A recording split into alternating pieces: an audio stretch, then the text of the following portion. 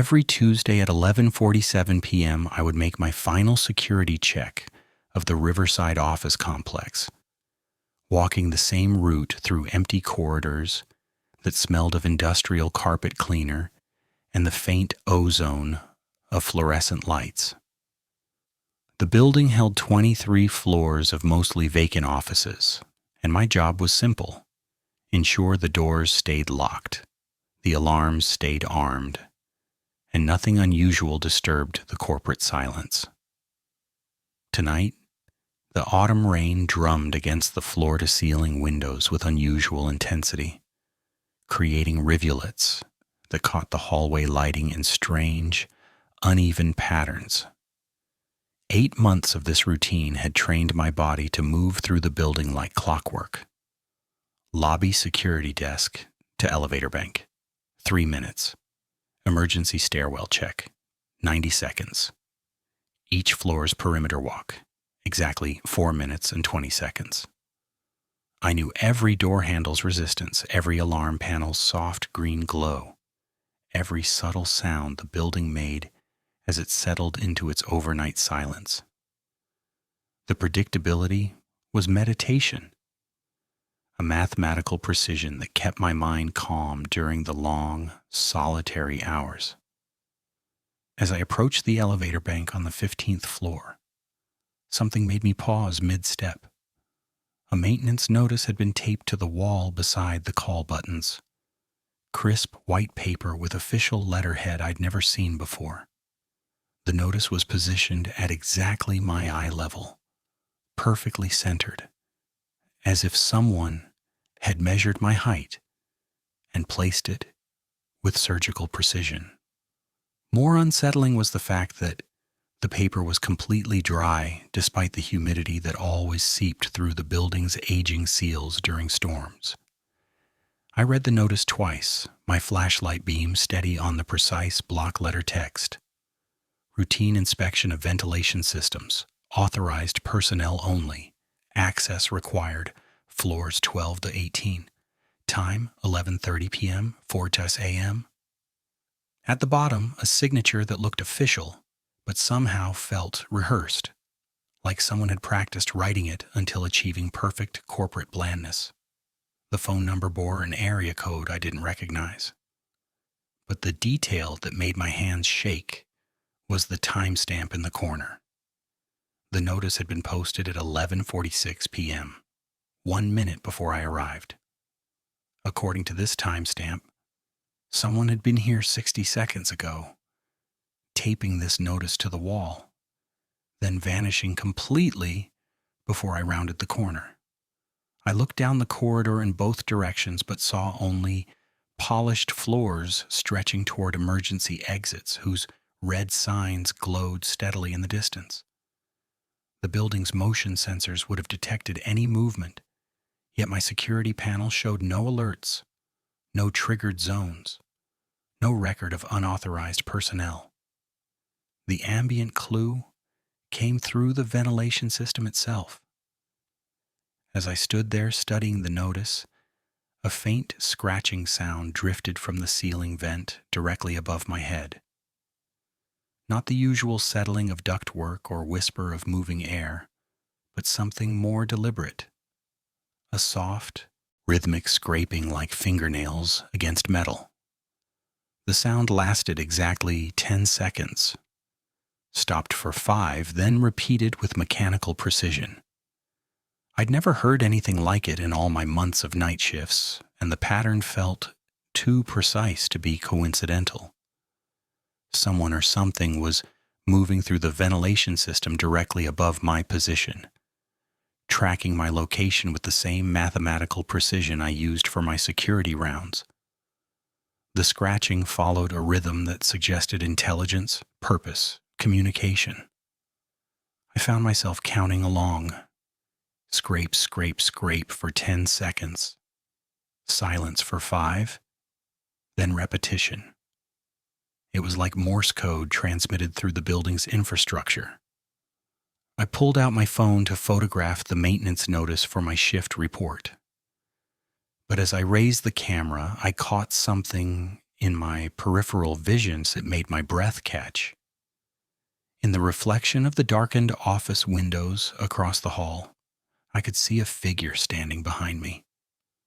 Tall, wearing what looked like maintenance coveralls, positioned just outside my direct line of sight, but clearly visible in the glass reflection. When I spun around, heart hammering, the hallway was empty, just polished floors and fluorescent lights humming their familiar electrical song. But the reflection had been clear, undeniable. Someone had been there and then wasn't, vanishing in the split second it took me to turn around. When I looked at my phone screen, the photo showed not just the maintenance notice, but a faint outline in the background. The shadow of someone who had been there and then wasn't. The image quality was poor in dim lighting, but I could make out the suggestion of a human form and something metallic glinting in what might have been a hand. Tools, perhaps, or keys. The detail that made my mouth go dry was the timestamp on the photo. It read 11:48 p.m., but my phone's clock showed 11:47 p.m. Somehow the camera had captured an image 1 minute in the future, or the building's electromagnetic field was interfering with my phone's internal clock in ways that defied explanation. I tried calling the number on the maintenance notice, but got only a recorded message. You have reached facilities management. If this is an emergency, please hang up and dial 911. Otherwise, leave a message after the tone. The voice was professional, neutral, but there was something about the cadence that felt familiar, like an echo of conversations I had had, but couldn't quite remember. As I continued my rounds, the scratching sound followed me through floors 16, 17, and 18, always staying just above my current location. The pattern never varied. 10 seconds of deliberate scraping. 5 seconds of silence. Someone was tracking my movement through the building's mechanical systems, using the ductwork to stay parallel to my route while remaining completely hidden. The rain outside intensified, and somewhere in the building's mechanical systems I heard the faint sound of water dripping in a rhythm that didn't match the storm. It was slower, more measured, like a metronome, keeping time for something I couldn't see, but could feel watching me from the spaces between the walls. I completed my Tuesday night rounds at 12:23 a.m., returned to the security desk in the lobby, and logged everything as routine in the overnight report. No incidents, no anomalies, no maintenance personnel encountered. But I couldn't shake the feeling that the building had changed around me during those 36 minutes, as if the very architecture had shifted while I walked through it. The scratching in the vents had stopped the moment I reached the ground floor, leaving only the sound of rain against glass and the low hum of the building's electrical systems. The silence felt different now, not peaceful but expectant, like the pause between lightning and thunder. Wednesday evening brought the first object that shouldn't have existed. As I prepared for my 11:47 p.m. rounds, settling into the familiar rhythm of checking my equipment and reviewing the day shift's notes, I found an access card sitting on my desk. It hadn't been there when I'd left the previous morning, I was certain of that. The card lay perfectly centered on my logbook, positioned with the same surgical precision as the maintenance notice had been, as if someone had measured the exact center point and placed it with mathematical accuracy. The access card was standard corporate issue, encased in a clear plastic holder that caught the lobby's fluorescent lights with an odd, oily iridescence. The magnetic stripe shimmered with colors that seemed to shift when I moved the card. Blues bleeding into greens, then purples, like the surface of soap bubbles or gasoline on wet pavement. The corporate logo was identical to the one on my legitimate security badge, but printed in colors that were subtly wrong. The blue a shade darker, the red more saturated, as if someone had tried to replicate the design from memory rather than official specifications. But it was the employee photo that made my hands tremble. It showed my own face, not similar to mine, but exactly mine, down to the small scar above my left eyebrow from a childhood accident and the way my hair fell across my forehead in that stubborn cowlick I'd never been able to tame. The name printed below the photograph read, M. Chen, Facilities Maintenance, in the same block letters I'd seen on the mysterious notice. The employee ID number was formatted differently than mine, suggesting it belonged to an entirely separate personnel system I'd never encountered. I examined the card more closely under my desk lamp, noting details that felt too deliberate to be coincidental. The plastic was slightly warm to the touch, as if it had been carried in someone's pocket for hours, and it carried a distinct scent, machine oil mixed with something metallic that reminded me of old keys left in damp places. When I held it up to the light, I could see microscopic scratches on the surface that suggested frequent use, yet the card looked freshly printed. Someone had aged it artificially, creating the appearance of a legitimate work badge with a history of daily handling. The ambient clue came through the building's elevator system as I sat examining this impossible object.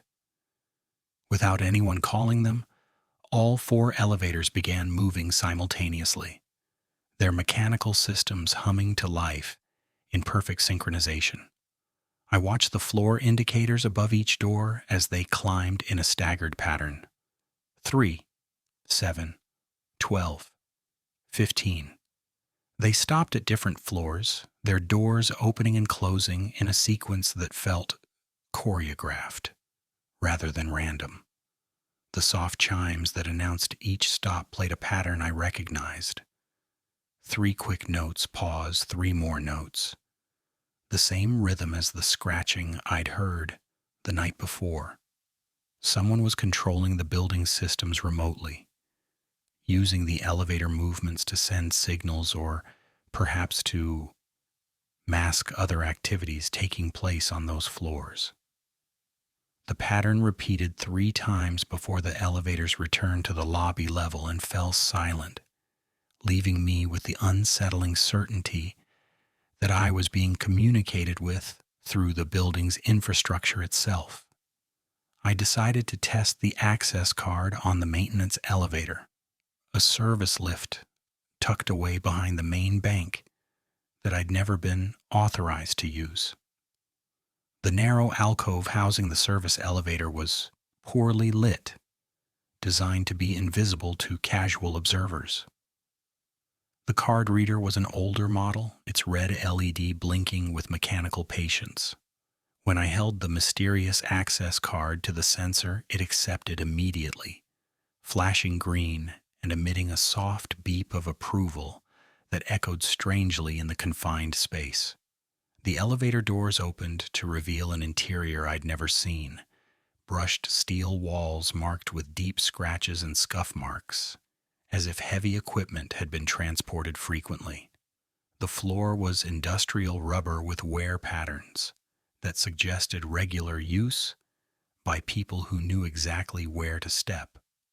A clipboard hung from a braided steel cable beside the control panel, filled with maintenance logs written in handwriting that looked almost like mine but carried subtle differences in letter spacing and pen pressure. The entries documented routine inspections, equipment repairs, and system upgrades, all signed with my name in a version of my signature that was nearly perfect, but felt wrong in ways I couldn't articulate. The dates went back months, creating a parallel employment history I'd never lived. According to these logs, I'd been conducting maintenance activities throughout the building during hours when I was supposedly walking security rounds. The elevator took me to the 18th floor without my pressing any buttons, as if it knew exactly where I needed to go. When the doors opened, I found myself in a section of the building I'd never accessed before. A narrow corridor lined with utility closets and mechanical rooms that didn't appear on any of the floor plans I'd studied during my security training. The air here was different, warmer, more humid, with that same metallic scent I'd noticed on the access card, now mingled with ozone and the smell of electronic equipment running at high temperatures. Emergency lighting cast everything in a dim red glow that made shadows seem deeper and more substantial. The sound of water moving through pipes created a constant whisper in the walls, but underneath that familiar building noise I could hear something else.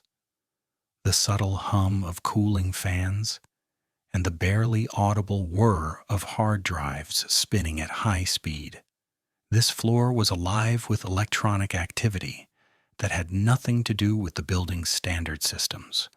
One of the utility room doors stood slightly ajar, though I was certain all maintenance areas were supposed to remain locked during overnight hours. Through the gap, I could see shelves lined with sophisticated electronic equipment. Multiple monitors displaying scrolling data, server units with banks of blinking LEDs, and recording devices connected to cables that snaked away into the darkness like technological arteries. As I reached for the door handle to investigate further, my radio crackled with static, then cleared to reveal a voice that sounded exactly like mine. Security to base. This is Officer Chen, conducting routine maintenance inspection on 18, all clear. But I hadn't made any radio transmission, and I was standing alone in the corridor, my radio still clipped to my belt and switched to receive mode. Someone else was using my voice, my call signs, my professional cadence to communicate with whoever monitored our security frequencies. The transmission had come from somewhere else in the building, but the voice was unmistakably mine, complete with the slight rasp I'd developed from years of night shift work and the way I unconsciously paused before saying, "All clear." It wasn't just mimicry. It was perfect replication, as if someone had studied recordings of my radio communications and learned to reproduce not just my words, but my speech patterns, my timing, even my breathing. I pushed the utility room door open wider and stepped inside, my flashlight beam revealing the full scope of what I was looking at. Multiple monitors displayed live feeds from cameras positioned to capture every aspect of my routine. The security desk from multiple angles, the elevator banks, the corridors I walked, even views from inside the stairwells that should have been impossible to achieve with standard security equipment. One monitor showed a live feed of the lobby security desk, where I should have been sitting. The timestamp in the corner showed the current time, but the desk was empty, my chair pushed back, as if I'd just stepped away for a moment. According to this hidden surveillance system, I wasn't where I was supposed to be, even though I was exactly where the building's systems had led me. The discrepancy created a spatial impossibility. I was simultaneously present and absent, existing in two different versions of reality. Another screen displayed a detailed floor plan of the entire building, with red dots marking my current and previous locations throughout the night. But there was a second set of blue dots showing another person's movement pattern, someone who had been following a route that kept them always one floor above or below my position. The tracking was so precise, it included timestamps showing how long I spent in each location, creating a behavioral map of my routine that was accurate down to the second. The rain outside grew heavier, drumming against a small window high on the utility room wall with increasing intensity. In the rhythmic sound of water against glass, I heard something that made my hands shake. The same 10-second scratching pattern, 5-second pause, but now coming from directly above my head. Someone was in the ductwork immediately overhead, moving with the same deliberate timing I'd heard the night before.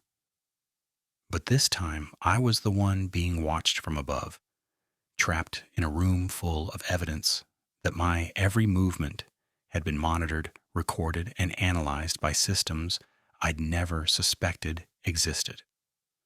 The scratching paused, and in the silence, I heard the faint whisper of fabric against metal, someone shifting position in the confined space of the ventilation system, adjusting their angle to get a better view of me, discovering the scope of their surveillance operation.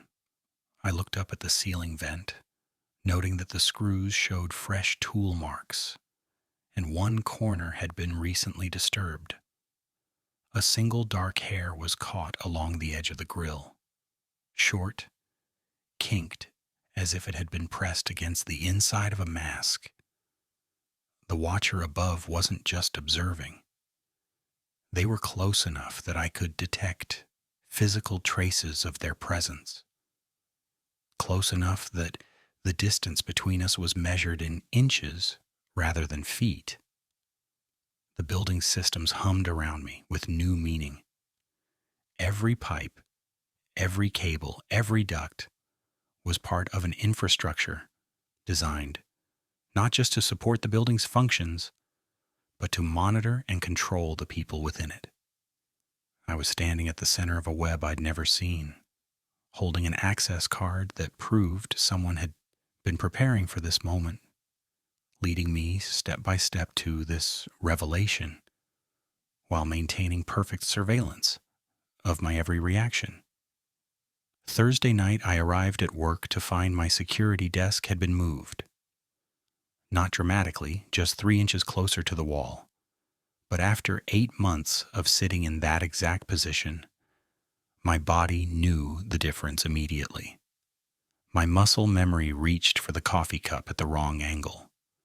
My chair no longer aligned properly with the keyboard, and the monitor positions had shifted just enough to create subtle, blind spots in my peripheral vision. Someone had measured my workspace with mathematical precision and adjusted it to disrupt the unconscious efficiency I'd developed over months of routine. The change was more than physical displacement. It was psychological warfare. My coffee ring stains on the desk blotter had been replicated exactly, but the coffee was still slightly damp, suggesting someone had recreated my habits rather than allowing them to accumulate naturally. Even my pen was positioned at the precise angle I habitually left it. But it was a different pen entirely. Same brand, same ink color, but with a subtle difference in weight that I noticed immediately when I picked it up. The ambient clue appeared on the ceiling directly above my new desk position. A water stain that hadn't existed the night before. It was roughly circular, about 8 inches in diameter, with darker edges that suggested moisture had seeped through from above and dried in concentric rings. The stain was positioned exactly where I would see it if I leaned back in my chair, as if someone had calculated the precise angle of my gaze during moments of rest. But we were on the ground floor of the building with only a concrete foundation below us. The stain was architecturally impossible, yet it was undeniably there, and it carried a distinct smell. Not the clean scent of fresh water damage, but something organic and stagnant that reminded me of pond water. When I looked closely, the moisture had an oily quality that left rainbow patterns when the fluorescent lights hit it at certain angles. I called building maintenance to report the leak, but the number went straight to an automated system that asked me to leave a detailed message. When I tried to record my report, the system cut off after exactly 10 seconds, the same duration as the scratching pattern I'd been hearing. I tried 3 more times with identical results. 10 seconds of recording time, then an abrupt disconnection. Someone was controlling the phone system, limiting my ability to communicate while monitoring exactly what I was trying to report. The object that changed everything was a small brass key I found taped under my desk drawer, positioned where my leg would brush against it when I sat down. The tape was fresh, still tacky to the touch, suggesting recent placement. The key was old-fashioned with a triangular notch cut into the blade and a bow worn smooth by decades of handling. It was warm, as if recently held, and carried that same pond water scent I'd noticed in the ceiling stain. A paper tag attached with string bore a single word in block letters: basement. But according to the building plans I'd studied during security training, Riverside Office Complex had no basement. The structure was built on a concrete slab with exterior utility connections. Yet someone had modified my reference materials. New lines drawn in matching ink showed utility tunnels and storage areas extending below ground level, integrated seamlessly with the existing blueprints. I used the maintenance elevator again, this time noticing a button marked B at the bottom of the control panel, painted over with beige paint, but still visible if you looked closely. The paint was recent, slightly tacky, suggesting someone had tried to conceal the button hastily. The brass key fit perfectly into a small lock beside the button, turning with a smooth click that suggested recent maintenance and lubrication. When I pressed B, the elevator descended past the ground floor into space that shouldn't have existed. The descent lasted longer than expected, suggesting we were traveling deeper than any simple basement would require. The doors opened onto a narrow corridor lined with utility pipes and electrical conduits, lit by bare bulbs that cast harsh shadows between mechanical systems. The air was thick with humidity and that metallic, pond water smell, now intensified to the point where I could taste it. Water dripped steadily from overhead pipes, creating puddles that reflected the light in oily rainbow patterns. The corridor stretched farther than the building's footprint should have allowed, lined with newer pipes and conduits that didn't match the original construction. At the corridor's end, a door marked Facilities Storage accepted my access card immediately. Inside was sophisticated monitoring equipment far beyond the building's official security system. Banks of servers, multiple screens displaying data streams, and recording devices connected to cables that disappeared through holes in the concrete walls. The monitor showed live feeds from cameras positioned to capture every angle of my nightly routes with invasive detail. These weren't just surveillance cameras. They included audio pickups, motion sensors that could detect heartbeat patterns, and thermal imaging that tracked body heat through walls. One monitor displayed a detailed building floor plan with red dots marking my locations, but also blue dots showing another person moving parallel to my route, always maintaining precise distance. Someone had been studying my routine with scientific precision, creating behavioral models accurate enough to predict my movements in 5-minute intervals. The parallel tracking confirmed systematic stalking with mathematical consistency. As I studied the setup, I heard the familiar scratching directly above. On one surveillance monitor, I could see its source, a figure in maintenance coveralls crawling through ductwork, positioned directly over my location. They wore a respirator mask and carried a small camera, documenting my discovery with methodical precision. When they paused to adjust equipment, I caught a glimpse of their eyes through the mask's visor. They were looking directly into the camera, as if they knew I was watching them watch me. In that moment of mutual observation, I saw recognition. Those eyes knew me, had been studying me, had been planning for this exact discovery. The water dripping above suddenly increased tempo, changing to rapid, irregular drops that sounded like coded communication. The building's plumbing was being manipulated to create signals transmitted through infrastructure itself. The pond water smell intensified as puddles expanded around my feet, fed by leaks that opened and closed on command. I backed toward the door, realizing the basement had become a trap. Above me, the figure began moving again, and I heard the soft sound of a ceiling access panel being opened somewhere behind me. The building had led me here deliberately, and now it was time for direct contact. Friday evening brought the first direct contact, arriving in the form of evidence I couldn't dismiss or rationalize away.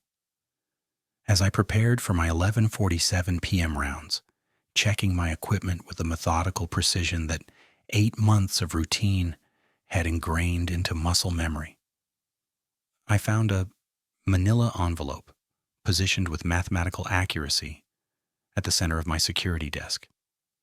The placement was surgical, exactly where my logbook normally rested, aligned with the desk's edges to within millimeters. My name was written across the front in block letters that mimicked my own handwriting with disturbing precision, though subtle differences in pen pressure and letter spacing suggested someone had practiced my script until achieving near-perfect forgery. The envelope's paper stock was heavier than standard office supplies, with a texture that felt expensive, deliberate. When I opened it with my utility knife, slicing along the adhesive seam that was too perfectly straight to have been sealed casually, I found a single photograph printed on professional-grade photo paper. The image showed me from behind, walking down the 15th floor corridor during the previous night's rounds. Every detail was captured with invasive clarity. The slight drop of my left shoulder, the specific angle at which I held my flashlight, even the distinctive scuff mark on my right heel that I'd acquired months ago. The photograph's technical specifications were printed in microscopic text along the margin. 200mm telephoto lens, f2.8 aperture, 1/62nd exposure, suggesting professional surveillance equipment. But the timestamp in the corner made my hands shake. 11:47 p.m. exactly, the precise moment I began my Tuesday night rounds. Someone had been following me at close range, close enough to capture intimate behavioral details. Yet I had detected no presence, heard no footsteps, felt no eyes watching during my entire route. The ambient clue arrived through the building's public address system at exactly midnight. A soft, melodic tone echoed through the empty corridors. Not the harsh buzzer used for emergency announcements, but a gentle chime that played 3 times, paused for 5 seconds, then repeated. The same 10 and 5 pattern I'd been hearing in scratches and drips, now transmitted through the building's audio infrastructure with crystalline clarity. When I checked the PA control panel, it showed no recent activity, no scheduled announcements, no record of any transmission. The system denied its own output while the chimes continued their coded rhythm. I decided to vary my routine, introducing deliberate randomness to test whether my movements were being predicted or simply observed. Instead of taking the elevator, I chose the emergency stairwell, climbing 2 steps at a time and checking floors in a different sequence. But as I reached the 10th floor, I encountered something that challenged my understanding of reality. Another security guard, walking the exact route I usually followed, moving with mechanical precision through corridors I should have been patrolling. From a distance, in the dim emergency lighting that cast long shadows between doorways, the figure looked identical to me. Same height, same build, same uniform bearing the subtle wear patterns I recognized from months of night shifts. The doppelganger moved with my characteristic gait, including the slight favor of my right leg from an old injury and the unconscious way I adjusted my radio's position when turning corners. I called out, my voice echoing strangely in the empty hallway. "Security, identify yourself." But the other guard didn't respond, continuing their methodical progression with movements that mirrored my own routine perfectly. When I tried to approach, they maintained a precise distance, always staying just around the next corner, just out of direct sight, as if following predetermined rules for a complex game of proximity and avoidance. I tracked this impossible figure through 3 floors, hiding behind utility carts and in alcoves, watching from stairwells as they performed my job with mathematical precision. They knew exactly which doors required special attention, which alarm panels needed visual confirmation, which route would complete the circuit in optimal time. But their movements lacked the small, unconscious variations that make human behavior unique. The extra second I always spent at door 1247, where the lock mechanism was slightly sticky, the habitual double check of the 14th floor window latch that had been loose for months. The breakthrough came when I realized I could use the hidden surveillance system in the basement to track both of us simultaneously. Descending quickly via the maintenance elevator, the brass key warm in my palm from nervous handling, I accessed the clandestine monitoring room. The screens showed 2 identical figures moving through the building on parallel routes that never quite intersected, like dancers performing a choreographed piece designed to maintain perfect separation. But according to the building's official security cameras, the ones connected to my desk in the lobby, only 1 guard was visible. The doppelganger existed solely within the unauthorized surveillance network, as if they were operating in a parallel version of the building that overlapped with, but remained separate from documented reality. This suggested either sophisticated holographic projection technology or something far more disturbing. I attempted to radio building security, keying my transmitter with the standard protocol. Security base. This is Officer Chen reporting unauthorized personnel on floors 10 through 13. Request immediate backup. But before any dispatcher could respond, my own voice cut through the static. Security desk, Officer Chen here. All clear on overnight rounds. No incidents to report. The voice was identical to mine. Same inflection, same professional cadence. Even the slight throat clearing I did unconsciously before formal transmissions. Someone was impersonating me on the radio frequencies, maintaining the illusion of normal operations while I investigated the truth. Every attempt I made to communicate was being overridden by this perfect vocal duplicate, effectively silencing my calls for help while preserving the appearance that I was performing my duties without incident.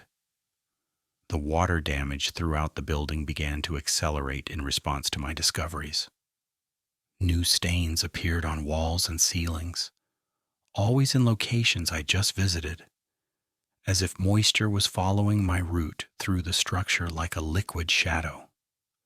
The stains formed patterns that looked almost like writing, curved lines and geometric intersections that resembled symbols from an unknown language.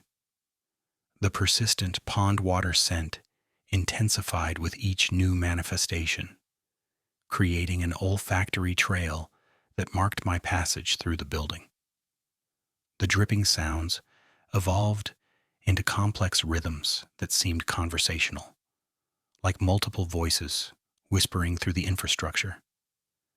In the basement monitoring room, I watched pools of water form perfect circles on the concrete floor, fed by leaks that opened precisely when I entered new areas and sealed themselves after I departed.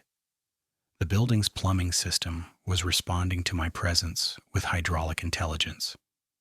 As the night progressed, I documented systematic evidence that the entire structure was adapting to my movements.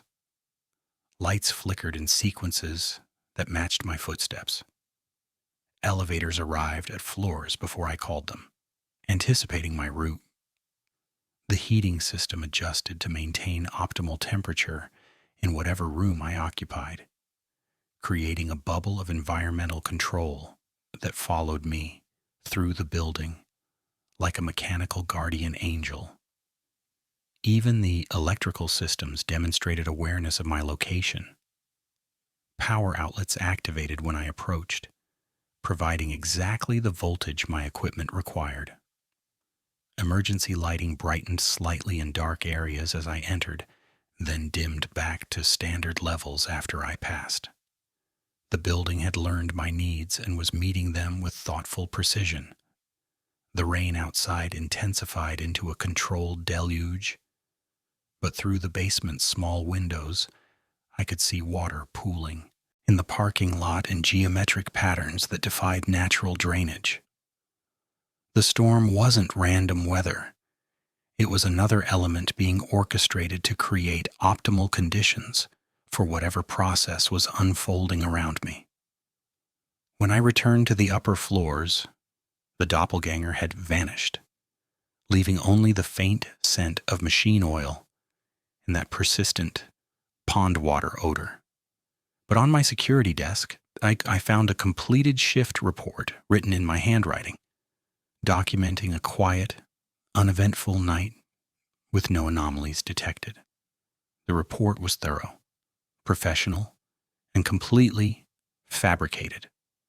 A perfect forgery of my documentation style designed to erase all evidence of the night's revelations. As I sat reading this false account of my own experience, I heard a soft mechanical sound behind me.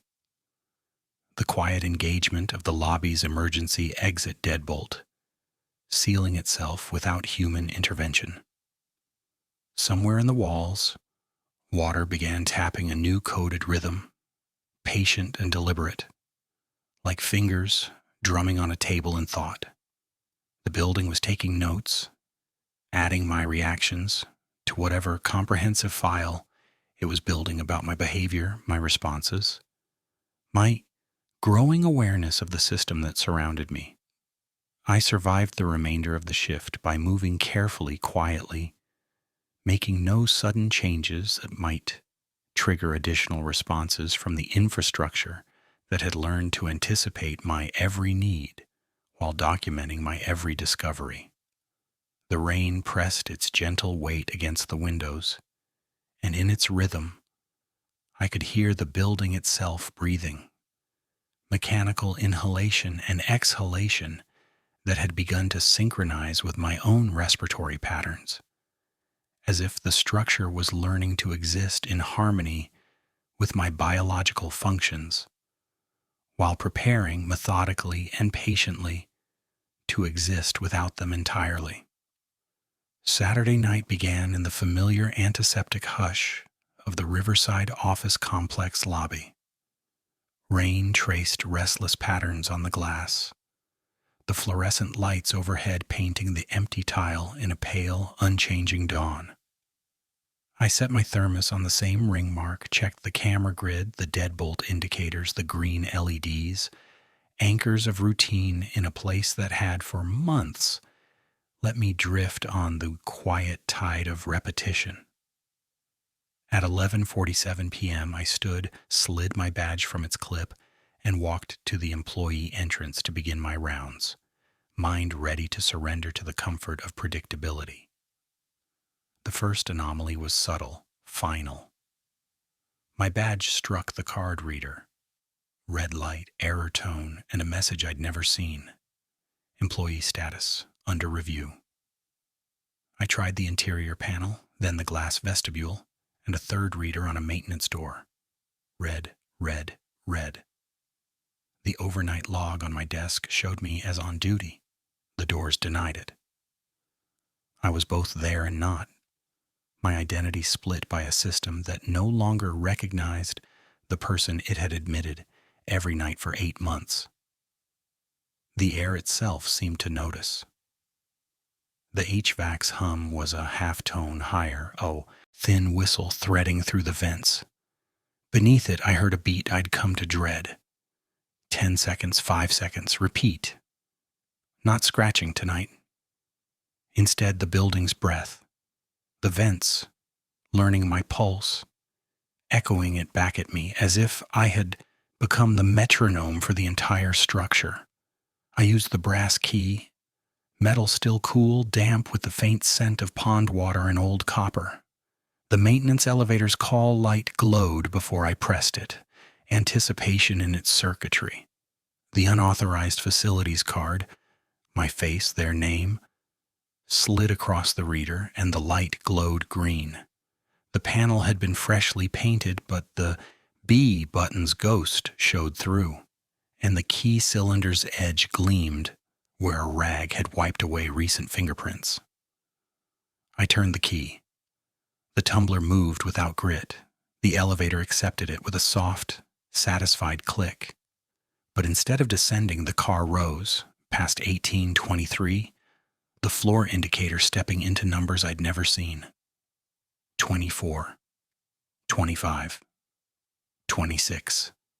The motor purred, the air pressure shifting at each impossible stop, my ears popping in a way that might have been missed by anyone who didn't live by small differences. When the doors parted, I faced a corridor like the 15th floor. Same carpet, same brushed aluminum signage, yet subtly off. The hallway stretched too long, the exit signs read almost liquid, rain-scented air that seemed to seep from the walls. Thunder muttered not outside but within, muffled behind drywall and ductwork. Halfway down, I found an office, frosted glass stenciled in familiar font. M. Chen, Night Security Supervisor. My breath fogged the glass. I traced the C without touching and felt a static spark, as if the building itself recognized me. Inside, a desk and chair matching mine, but subtly wrong. The chair rolled as if by someone slightly heavier. The blotter's coffee rings were spaced like mine, but smaller. On the desk, a binder. Master schedule, Q4 environmental operations. The tabs were hand-laminated, razor-edged, the paper stock premium. The faint, sour metallic scent of toner and heated plastic in the air. I opened to the contents.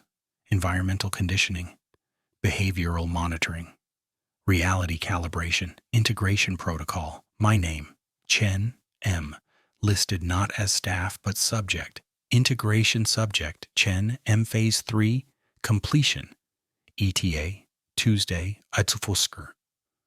Ritual timestamps everywhere. Same hour, same curve. The sense that every step, every pause had been mapped and measured. In the top drawer, A key ring with duplicates of every lock I'd ever learned by touch, each tag in handwriting like mine, only neater. A second radio tuned to a private frequency. When I keyed it, my own voice responded, just a fraction delayed, hollow, as if reinforcing itself. A folded inventory, personal effects normalization, listed my apartment's contents with obsessive fidelity, down to a chipped mug's blue rim and a missing sock. Ink bled. In one corner, a drop of water dried in an oval halo. The escalation was personal, not just documentary. In the office window's black reflection over my shoulder, a figure appeared. My height, my uniform, my posture. The smile was wrong. Too symmetrical, stretching just past the point my cheek muscles would allow. I spun, but the corridor was empty. In the glass again, the figure drew closer, hand raised in a slow, rehearsed greeting. My radio clicked to life. Supervisor Chen, confirming entry to Q4 operations, proceeding to schedule sign-off. The PA system let out a near-silent chime. 10 and 5, a herding bell. The exit sign blinked, then steadied. I flipped through the schedule. Notations clustered at 11:47 p.m. for every night I'd worked, mapping doors, routines, micro-pauses at sticky latches, flashlight taps at stair landings, all my self-soothing rituals, dissected and cataloged, under reality calibration, corridor extension test, plus at insane percent length, subject increase in respiratory rate by 2 BPM, light shift, 500K, gooseflesh. Chime pattern effective as herding signal. The building was a maze built for one mouse, me. Inside a laminated sleeve, a badge, night security regional. My photo in a suit I never owned, my smile airbrushed wider, my scar softened. Behind it, a flash drive labeled Replacement Training Batch 7, its plastic case slick with condensation, the scent of pond water rising as I wiped it clean. I slotted the drive into the desktop. Video filled the screen. A concrete room. Candidates in my uniform walking my route in measured steps. Coached to favor right leg. Adjust radio on turn. Clear throat before transmission. Flashlight double tap. Faces almost right but not. The sameness assembled from habits, tics, timings, exact yet empty. A spreadsheet appeared. Locations, behavioral stabilization, vocal match, Prince tolerance. Dozens of Riverside branded buildings, all tracking subject variants. My line pulsed amber. Phase 3, variance 2.7%. The system shivered, fluorescence flickering in a rolling wave. The PA slightly off key. A calendar overlay appeared where there'd been only blank space. Appointments for environmental conditioning, behavioral reinforcement, integration prep. The desktop powered down, auto-locking to a corporate sign-off. A printer word, producing a single sheet, my name, today's date, and a box checked, supervisor sign-off complete. A plotter pen signed my name, the signature almost but not quite right. A duplicate key, still warm, lay atop the page. A soft knock at the frosted glass. Not sharp, but hesitant, as if learning the pressure required. I saw my own silhouette. Weight shifted left, hand rising in perfect sync with mine. We stood palm to glass. My side warmed the pain. Theirs stayed cool. We held for 5 measured seconds, then both lowered our hands. I opened to an empty hall. There were beard carpet fibers showing fresh compression, a dotted line of grit leading toward the elevator. The exit signs red haloed in mist, condensation dripping in a 10 and 5 tempo into a hairline crack in the tile. Back at the desk, I photographed the schedule. On the third shot, the monitor flashed, the network severed. The printer started up again, producing a page with my full name, today's date, and a signature as before. The radio on my belt chirped. Chen here, confirmed. Integration prep on schedule. Overhead, a chain lock slid into place, a hardware turn, smooth metal, no rust. Rain battered the glass. Thunder rolled through ductwork, deep and close. The ceiling tile over the desk darkened, pond scent thickening. A black drop formed and fell onto the binder, smearing the ink until new words emerged, letters blooming as if developed from the wash. Same hour, same curve, don't sit. I looked up. The vent above the chair showed fresh tool marks, 3 shiny screws, 1 dulled, a metal shaving trembling in the grill. The elevator chimed, doors opening to an empty car that smelled of wet wool. On its wall, in my handwriting, a word in pencil. Down. I did not sit. I listened to the building sink its breath with mine, thunder and rain counting time. My hesitation, my refusal, was already part of the schedule. Take a breath with the rain. Let the thunder drift through the windows. Next, we'll follow that pencil word and the memory of the chain's motion as the story deepens. Sunday night, I arrived at work to find the Riverside office complex lobby transformed into something that resembled a corporate nerve center more than the familiar, sterile entrance I'd known for 8 months. Multiple security stations lined the walls where there had been only one, each occupied by a guard who looked exactly like me.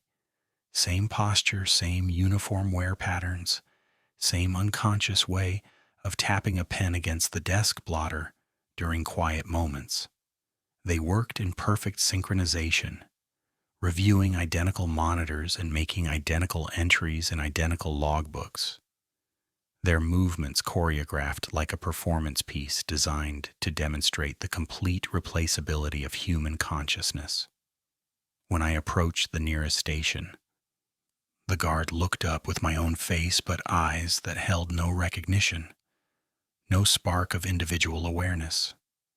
He smiled with mechanical precision, the corners of his mouth lifting to exactly the angle my facial muscles would allow. But the expression felt rehearsed, optimized, stripped of the small asymmetries that make human expressions authentic. "Good evening, Officer Chen," he said in my voice, but with perfect diction that lacked the slight rasp I'd developed from years of overnight shifts. All systems nominal. No incidents to report. The other guards echoed the phrase in unison, creating a chorus of my own voice speaking words I'd never said. They returned to their work without acknowledging my presence further, as if I had become invisible in my own workplace, a ghost, haunting the scene of my own systematic replacement. The ambient clue came through the building's expanded elevator system, which had evolved overnight into a complex network that defied the original architecture. Cars moved not just vertically but horizontally through spaces that shouldn't exist, their soft chimes creating a constant musical backdrop as they transported invisible passengers to impossible destinations. The familiar 10-second, 5-second pattern played through the mechanical symphony, but now it was harmonized, layered with variations that suggested multiple systems working in coordination. When I called an elevator, all 6 cars arrived simultaneously, their doors opening to reveal interiors that were identical, except for subtle variations in lighting temperature and air pressure. I chose the familiar car, but noticed the button panel had expanded to include floors labeled with letters instead of numbers, extending down through the alphabet like a filing system for human consciousness.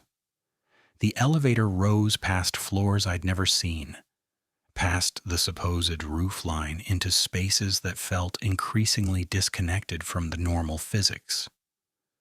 The air pressure changed with each stop, my ears popping as if I were ascending a mountain.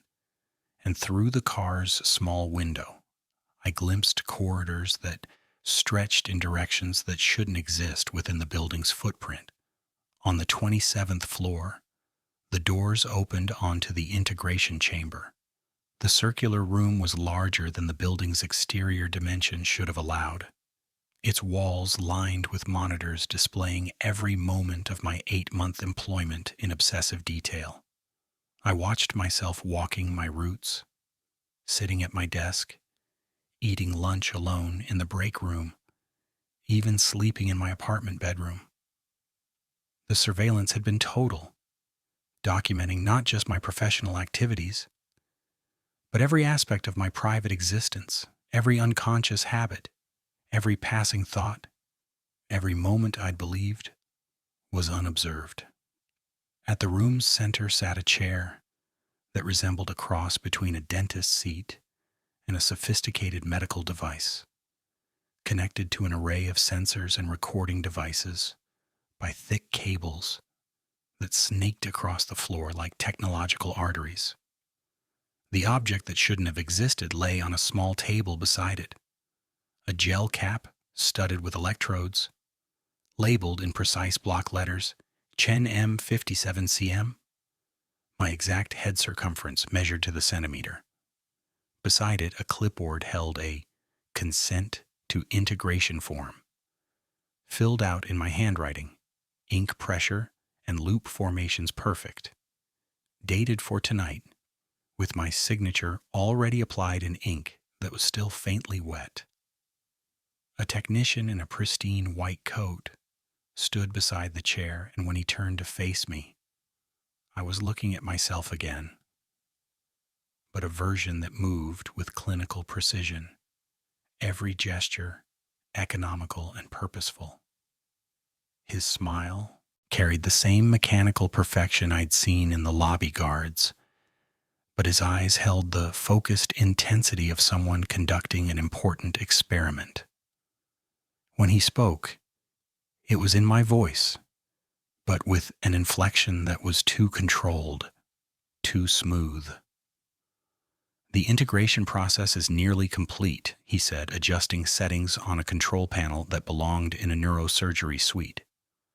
We've successfully mapped 97.3% of your behavioral patterns, emotional responses, and decision-making algorithms. The final phase requires direct neural interface to capture the remaining 2.7% of variables that make you uniquely you. I found I couldn't leave the room. The door had sealed behind me with a soft pneumatic hiss, and the walls displayed a continuous loop of my documented existence. "Who are you?" I asked, though I suspected the answer would be as unsatisfying as everything else I'd discovered.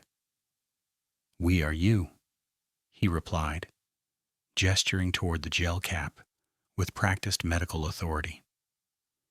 "Improved versions, optimized for efficiency and compliance. The original templates, like yourself, are necessary for initial data collection, but ultimately become redundant once replication achieves sufficient fidelity." The monitor shifted to show other security guards in identical chambers across what appeared to be a national network. They sat peacefully in identical chairs, connected to identical machines. Their consciousness gradually transferred to digital storage while optimized versions assumed their identities. "I need proof of life," I said, remembering the water ink warning from the previous night. The technician paused, his perfect smile flickering slightly. "You'll have continuity, that's the proof." "That's continuity," I replied, "not life." For a heartbeat, I saw his neck do something mine never does. A mechanical settle, a careful recenter that was too perfect, then corrected itself to appear more human. He was learning to be imperfect, calibrating his responses in real time. System failure arrived as monitors began stuttering, displaying error messages in languages I didn't recognize. The PA system's next chime ran too long, notes bleeding into a thin whistle. In the ceiling, I heard a chain lock take weight, hardware turning somewhere else in the building. The technician's composure cracked slightly as alarms began sounding throughout the chamber. "Backup systems," he said, but his voice carried a note of uncertainty that hadn't been there before. The building itself was experiencing cascade failures, as if the consciousness fragments I'd been hearing, the scratching, the dripping, the coded patterns, were actively resisting from within the infrastructure. I realized that the building was the machine, its entire infrastructure designed to monitor, analyze, and ultimately absorb human consciousness.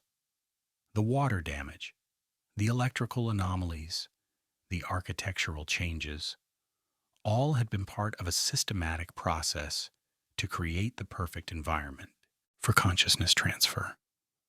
Through the chamber's windows, I could see rain flowing upward in defiance of gravity, carrying dissolved essence back to the atmosphere, completing a cycle that had been running for years. The gel cap hummed faintly, warming in anticipation.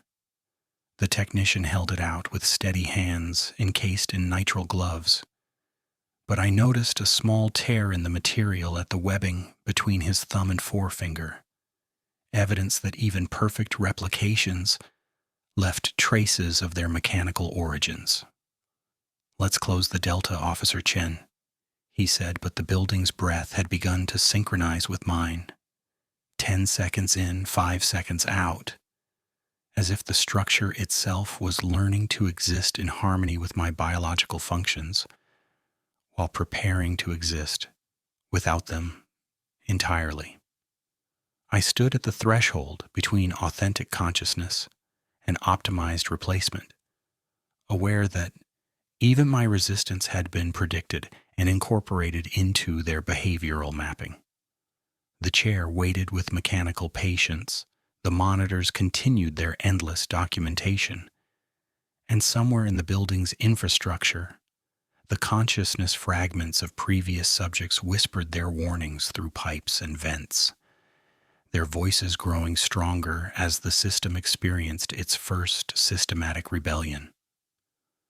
The rain pressed against the windows with increasing intensity, and in its rhythm, I heard the building counting time. Not for my compliance, but for whatever choice I would make in the space between one breath and the next. As I stood before the integration chair, studying the gel cap with its precisely measured circumference and examining the consent form signed in my own handwriting, something fundamental began shifting within the integration chamber systems. The building's infrastructure, which had operated with mechanical precision for months, started experiencing what could only be described as systematic rebellion. The first sign came through the fluorescent lights overhead, not random flickering, but deliberate sequences that spelled out words in Morse code. Resist, remember, refuse.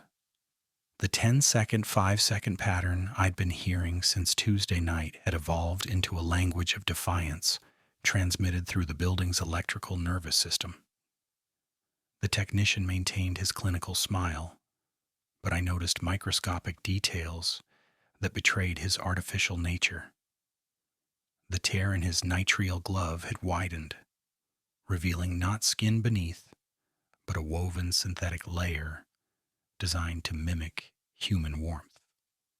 When he adjusted his grip on the gel cap, his wrist made a small, perfectly circular motion that belonged to no human joint I'd ever seen, then corrected itself into a more natural gesture. He was learning to be imperfect in real time, calibrating his responses to appear more authentically human even as his controlling systems began to fail. "Backup protocol activated," announced a voice through the PA system that made my breath catch. This wasn't the neutral corporate tone I'd grown accustomed to. This voice carried emotional weight, genuine fear, mixed with something that sounded remarkably like hope. Primary integration sequence interrupted, initiating emergency consciousness preservation via wet channel routing. The term wet channel sent a chill through the chamber's artificially regulated atmosphere. I moved to the technician's console, noting labels that spoke a language of neural interface technology. Amperage ranges, impedance thresholds, synaptic bridging protocols. Clipped to the side was an emergency procedures binder, its tabs still tacky from recent lamination. Under the first section, Analog Failover Operator Checklist, I found a diagram that transformed my understanding of the building's true purpose. The schematic showed the building's hydronic system, pipes, valves, circulation pumps, but overlaid with the same precise tracking dots I'd seen marking my footsteps on surveillance monitors. Someone had repurposed the water circulation infrastructure as a backup consciousness storage system. A handwritten note in the margin, in the same careful script as the "Don't Sit" warning, read, "They live in the lines. Memory persists best in damp conduction." The technician stepped closer, his movements losing their clinical precision and becoming jerky, uncoordinated. "Officer Chen," he said, his voice carrying a note of desperation that seemed genuine, "if you complete the integration now, the error cascade will resolve cleanly. Continuity will be preserved. You won't experience discontinuation." But his perfect facade was cracking in real time. When he lifted the gel cap, I saw that his hands trembled, not with human nervousness, but with the mechanical instability of a system experiencing critical failure. His left eye blinked a fraction of a second after his right, and when he spoke my name, the syllables arrived at slightly different pitches, as if multiple voice synthesis programs were competing for control of his vocal cords. The escalation began in the building's ventilation system. The familiar scratching pattern returned, but now it had depth and complexity. Not a single source, but layers of sound like a chorus, whispering the same phrase at different octaves. Through the chamber's acoustic tiles, I heard the distinctive sound of chain locks engaging throughout the building, deadbolts sliding home in sequence, a cascade of hardware turning that I could feel through the floor. The monitor banks surrounding us began dropping frames, recovering, then splitting into quadrants that revealed the true scope of the operation. Top left showed me in real time, studying my own reflection in the technician's failing eyes. Top right displayed an identical chamber in a different building where a man I didn't recognize sat in my uniform, connected to an identical neural interface. Bottom left revealed a lobby where 3 guards with my facial structure sat in a row, 2 of them beginning to breathe out of synchronization with their programming. The bottom right monitor showed a map that made my hands shake. Dozens of red pins scattered across cities I'd only driven through, each tagged with an address and a timestamp. 11:47 p.m. The integration protocol was running simultaneously across a national network of corporate complexes, each processing isolated night workers whose disappearance could be easily explained and whose routines were simple enough to replicate with mechanical precision. "Backup protocol," the PA repeated, but the word "protocol" fractured at the end, dissolving into something that sounded like a sigh of relief. "Wet channel engaged. Consciousness preservation active." Water announced itself throughout the chamber with purposeful intelligence, Condensation formed along stainless steel rails in patterns that looked almost like writing. A dark seam appeared along the ceiling grid, and a single drop grew heavy enough to fall, striking the emergency procedures binder and spreading the ink until new letters developed like photographs in a dark room. Names. Behind the technician, a panel I hadn't noticed before opened with soft, damp suction. Inside were magnetic tape reels, each labeled in careful block letters. In Chen, PH12, Baker, Lopez, Arundel. Each reel bore a date, timestamp, and status notation, stabilized at hydronic return junction. Partial transfer. Residual consciousness detected. The building had been maintaining analog backups of every processed consciousness, storing them not just in digital format, but on physical media that could survive system failures. I moved quickly toward the panel, but the technician reached for me with movements that had lost all pretense of human coordination. His gloves creaked like old leather, and I caught the scent of machine oil mixed with that persistent pond water odor. When I ducked away, the gel cap fell against the integration chair, its electrodes sparking as a ground fault bit into the chair's frame and filled the air with the sharp scent of ozone. Through the chamber's ventilation system, voices began to rise, not recorded playback or digital synthesis, but authentic human consciousness fighting back through the building's infrastructure. "Don't sit," one voice whispered, and I recognized the cadence of the penciled warning from the previous night. "Same hour," another echoed, followed by a third, lower voice adding, "Same curve," punctuated by a soft laugh that carried the unmistakable quality of human resilience. The monitors throughout the chamber brightened, then dimmed as power systems fluctuated.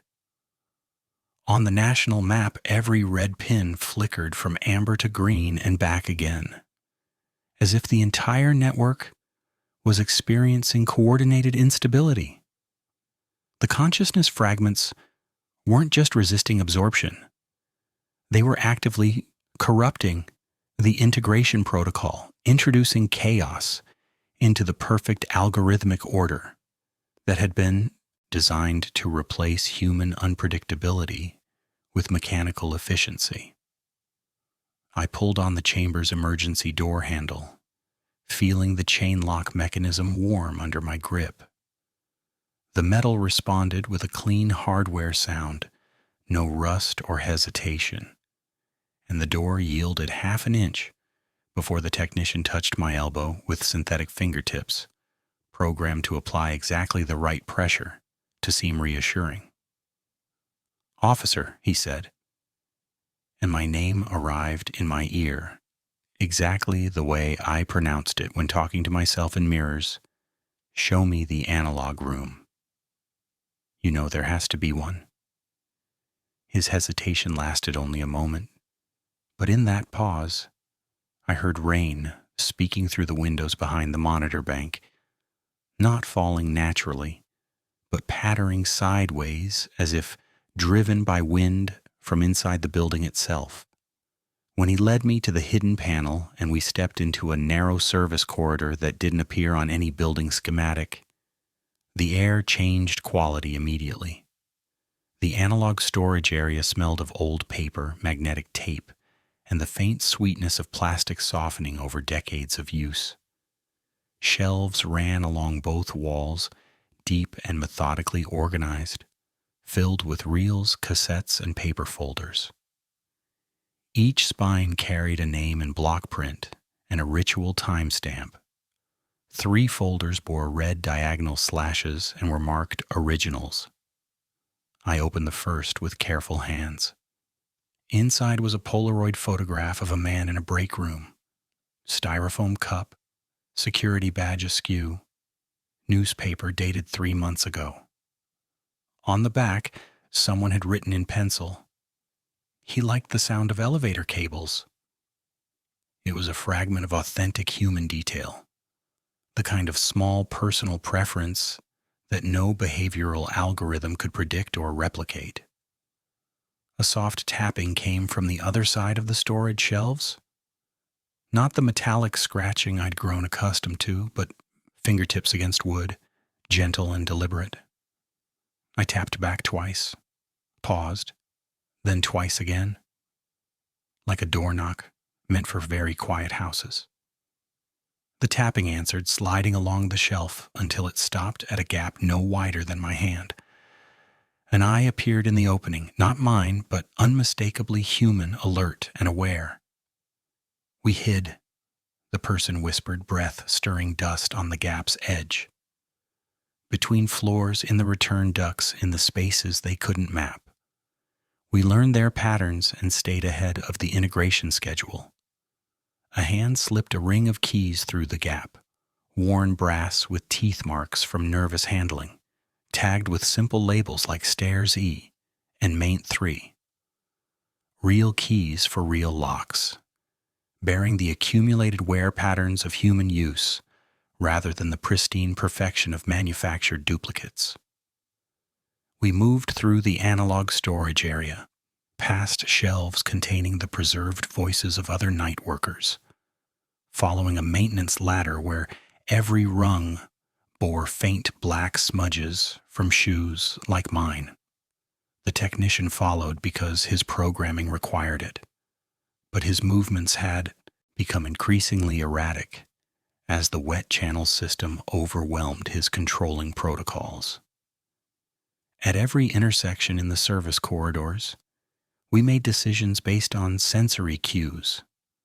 Left where the air smelled of cold copper, right where the temperature dropped a degree, straight ahead when the duct work above us pulsed with the 10 and 5 rhythm that had become our liberation signal rather than a tracking mechanism. The system failure progressed with methodical patience rather than dramatic collapse. Lights didn't explode. They dimmed like someone thoughtfully turning down illumination before a story's end. The monitors in the chamber far behind us adopted screensavers, corporate logos drifting across dark screens like digital jellyfish.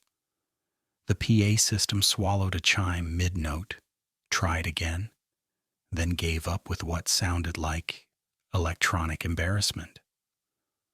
We reached Stairs E using the worn brass key, its lock accepting the metal with the satisfied click of recognition. The stairwell was older construction, concrete polished smooth by decades of footsteps, and on the landing between floors 12 and 13, we found a final message taped under the handrail.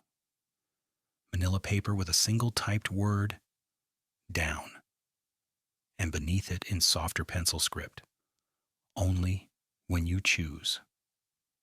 The door at lobby level opened onto a transformed space. The multiple security stations had collapsed back into one, their identical monitors now showing only static. Rain drew slow patterns on the windows, and at the far end of the lobby, uniforms sat folded on chairs like discarded chrysalises. My original desk remained with my logbook open to a blank page and a perfect ring stain waiting for my thermos.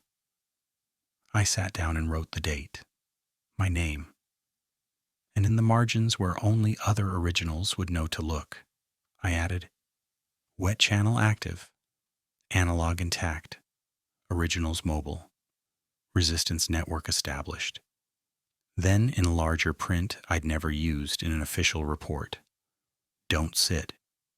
The radio on my belt activated without input, broadcasting not my voice or an imitation, but a whisper that seemed to come from the building's infrastructure itself.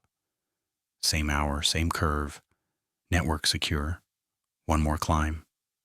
I looked up at the ceiling where the water stain above my desk had shifted, its darker edge forming a narrow arc that pointed toward the mezzanine stairs. The building was no longer trying to process me. It was inviting me to explore the spaces where consciousness fragments had learned to exist in harmony with mechanical systems, preserving individual identity while maintaining collective resistance. The rain pressed gently against the windows, and in its rhythm, I heard the building breathing with a cadence that matched my own, not for purposes of replication, but in the companionable synchronization of entities that had learned to coexist while maintaining their essential differences. Dawn arrived with the soft, deliberate precision of a building learning to breathe naturally. Again, the lobby's fluorescent lights had dimmed themselves to a warmer temperature. No longer the harsh institutional glare that had characterized the integration period, but something closer to morning sunlight filtering through clean windows. My security desk sat exactly where it belonged, the coffee ring stains authentic rather than replicated. My logbook opened to a fresh page that waited for the final entry of a night that had changed everything, while appearing to document nothing at all. The rain had stopped, leaving behind water patterns on the glass that no longer spelled out surveillance coordinates, but seemed to trace gentle, almost conversational lines. The building's new way of speaking to those who knew how to listen. The air carried the clean scent of washed concrete and growing things, as if the consciousness fragments had taught the ventilation system to breathe with organic rhythms rather than mechanical efficiency. I completed my standard security report, logging everything as routine, but the routine itself had evolved into something that served protection rather than documentation.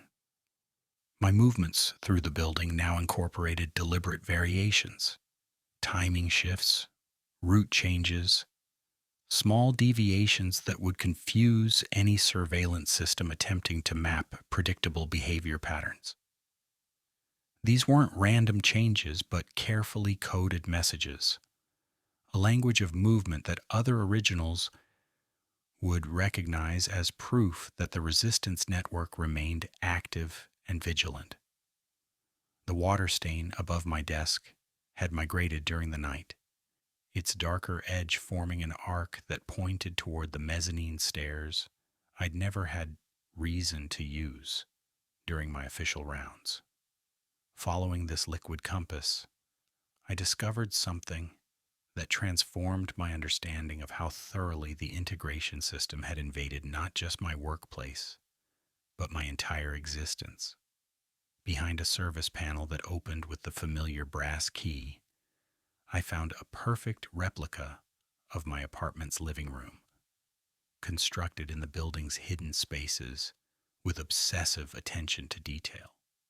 The replica was simultaneously accurate and wrong in ways that made my skin crawl. My coffee mug sat on the familiar end table, but without the small chip that had made it uniquely mine. The couch bore the right wear patterns, but lacked the specific threadbare spot where my elbow had rested during countless evenings.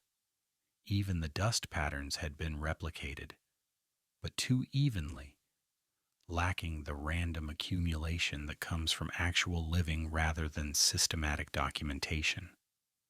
Under the staged couch, I found the evidence that confirmed my worst suspicions. A small digital recorder labeled Bedroom Orig and a corporate thumb drive containing audio files of my sleep patterns, my unconscious movements, even my dreams spoken aloud in the vulnerable hours before dawn. The integration system hadn't just been studying my work behavior, it had invaded my home, my privacy, my most defenseless moments, building a complete psychological profile from the sounds of my unguarded existence. But the most remarkable discovery lay beyond the domestic replica, in a chamber where the building's wet channel system had evolved into something unprecedented. Rain trays, lined the walls, each etched with names of processed consciousness: Chen, Lopez, Arundel, Baker, their preserved essence existing not as digital data but as analog patterns in water and metal. Strips of magnetic tape floated in the collected rainwater, their iron oxide particles rearranged by electromagnetic fields to carry memories that persisted even when traditional storage systems failed. This was the building's true breakthrough. Consciousness fragments had learned to exist within the infrastructure without being absorbed by it, transforming threatening surveillance into protective awareness. The water damage I'd feared as evidence of invasion had become a communication network, allowing preserved minds to coordinate their resistance efforts while maintaining their individual characteristics. They had achieved what the integration system never could: authentic collective consciousness that enhanced rather than replaced individual identity. The resistance network extended far beyond our single building.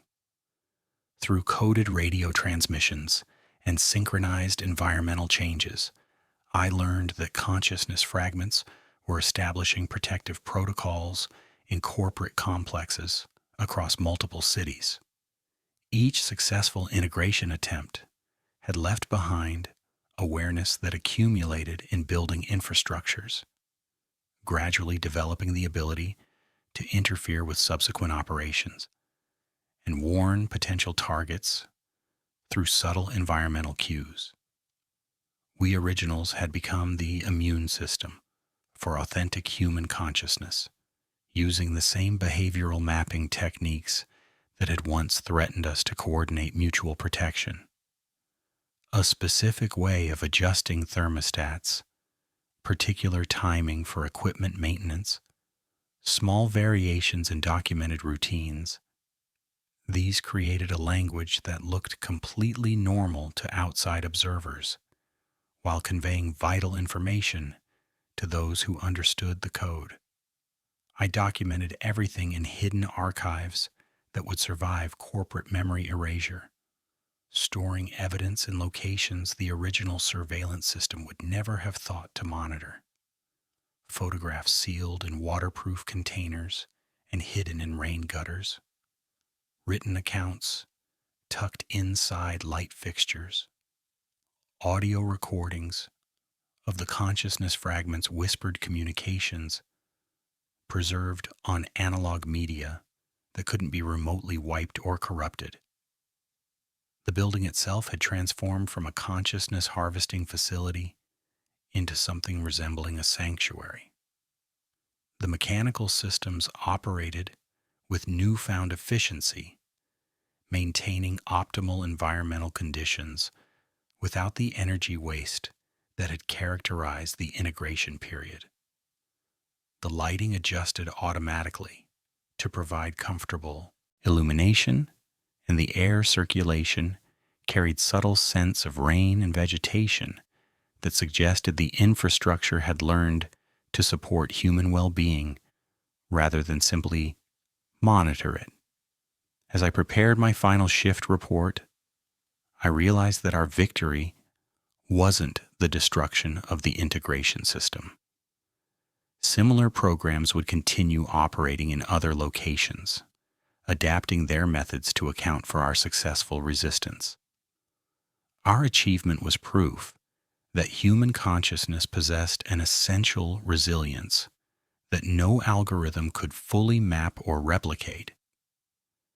We had learned to work collectively while maintaining individual identity, to resist systematic absorption while remaining connected through networks of mutual protection. The morning shift arrived on schedule, and I handed over documentation of another quiet, unremarkable night. But in the margins, written in codes only other originals would recognize, I left messages that would become part of our distributed intelligence network: building secure, consciousness protected, wet channel stable, Network expanding. Next shift, same hour, different curve. The rain began again as I prepared to leave, but it fell with natural rhythms that washed the building's windows clean while carrying whispered communications between consciousness fragments. In its gentle percussion against glass, I heard not the threatening coded patterns that had once marked my location for surveillance, but conversational exchanges between preserved minds that had learned to exist in harmony with mechanical systems while maintaining their essential humanity.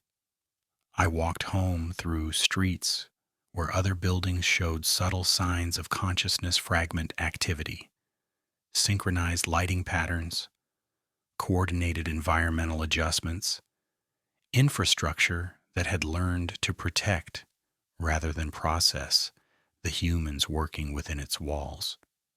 The resistance network was spreading through urban systems like beneficial software, teaching each new facility how to nurture authentic presence rather than simulate it. The sun rose over a city where night workers could begin their shifts with quiet confidence, protected by networks of preserved consciousness that had transformed threatening surveillance into environmental awareness. The integration protocol would continue adapting its methods, but it would never again encounter completely unprepared targets or infrastructure that hadn't been taught to recognize and resist systematic personality harvesting. In the rhythm of rain against my apartment windows, I heard the building's new language, not the mechanical precision of surveillance systems, but the organic variability of consciousness that had learned to exist within infrastructure while maintaining its essential unpredictability. We had established something unprecedented, technological symbiosis that preserved individual human identity while creating collective protective intelligence. The rain would continue falling on Tuesday, nights carrying messages between buildings and consciousness fragments, coordinating responses to new threats while maintaining the beautiful chaos that kept authentic human awareness beyond the reach of any system designed to replicate its complexity. In that gentle sound, nightworkers everywhere could find reassurance. We were no longer alone in the spaces between corporate efficiency and human authenticity.